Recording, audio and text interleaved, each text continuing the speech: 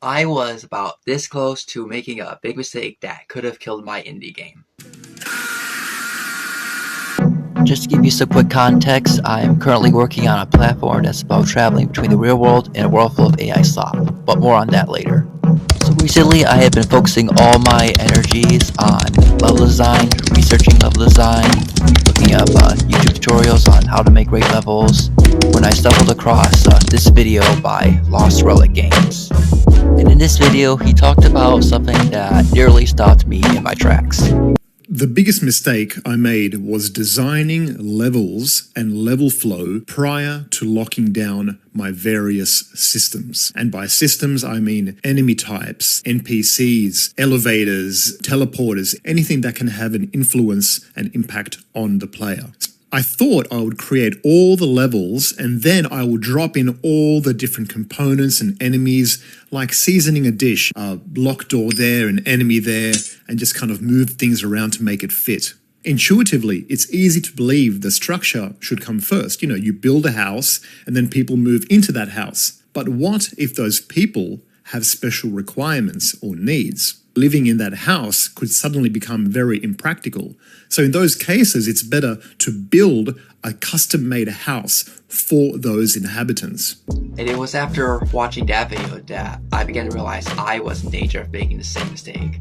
I was so focused on trying to create the perfect level before even deciding what the system and the gameplay would be. Now that's not to say I didn't have an idea of what it would be like in my head, but I didn't have like a complete finalized idea written on paper, if that makes any sense. I didn't entirely know what my enemies would do, what kind of enemies I would have, what my main character would fully do in the game, what the story will be, what obstacles there will be, if there will be any lore in the game, things like that. So that's what I've set out to work on for the past few days. One thing I did to help me design a better system for my game is create a revised version of my game design document. And as you can see, the type of game I want is a 2D platformer shooter in which the gameplay centers on traveling between the real world and a world full of AI slop.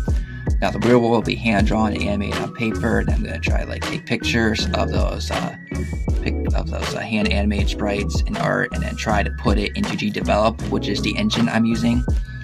And then the AI slop world will be AI generated assets, or basically just soulless AI slop. I refuse to call it art. I was thinking the real world, the one that's hand-drawn, I was kind of make it dark, maybe a little bit of blood, and then the AI slop world will look like sort of a happier place, be this nice looking forest, which would kind of be ironic because it's a soulless world full of AI slop.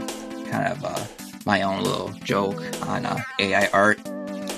And the gameplay will kind of have a Mega Man style level system. Might have theme stages and bosses, and maybe some power-ups from each boss fight. I don't know, I'm just kind of figuring this out as I go along. Then I have I kind of want the level design to be a combination of Mario and Sonic the Hedgehog level design. Some areas will be focusing on jumping and navigation, kind of those old 2D Mario games. And in some areas will be Sonic the Hedgehog, you're just speeding through, going loop-de-loops, dashing through enemies, things like that. And for moves in combat, definitely want there to be shooting because it's a 2D platformer shooter, duh. Some dashing, and maybe punching and kicking if I can figure out how to animate it, and then put those animated sprites in GDevelop. Still kind of working on that. And then for lore, there might be some scattered pieces of paper and maybe some video and hidden codes. I'm not entirely sure yet, but just wanted to write that idea down in case I decide, hey, you know what, let's do it. I've also been doodling some more concept art and ideas for my games.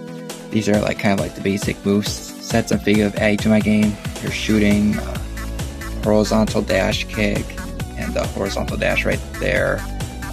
Upper punch, normal punch. I was thinking about maybe adding a swing mechanic, kind of so that way he could swing across platforms like Spider-Man, but I actually might scrap that idea and save it for another project. And here are just some basic ideas for moving platformers. You got your typical platform that moves left and right. An idea for a platform with spikes where spikes can retract and then appear at a certain time. So that way, if you're not fast enough, you could get yourself killed. And you see these things a lot at factory levels. I don't know what you call them, but it's like that.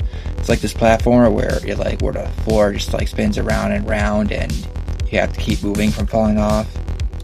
Also had this idea for a platformer that looks like a normal platformer, but has a hidden trap door. Yeah, and I was thinking of if you maybe coloring this that way, if you look hard enough, you can actually see the trap door.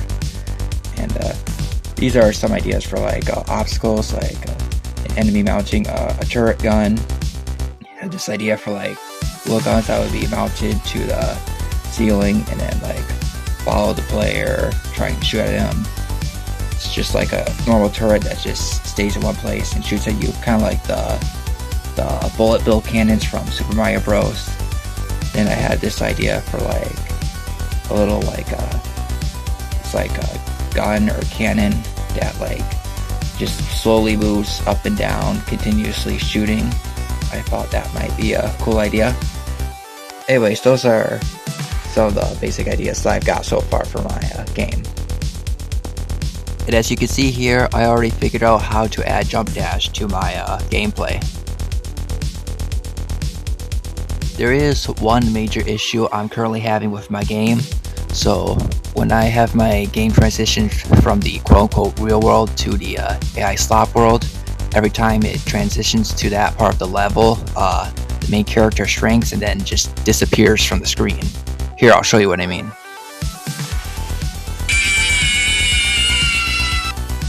But I'll figure it out eventually. In the meantime, if you want to learn more about my game, why don't you check out how I put this pencil animated YouTube short into a fully working animated sprite in GDevelop.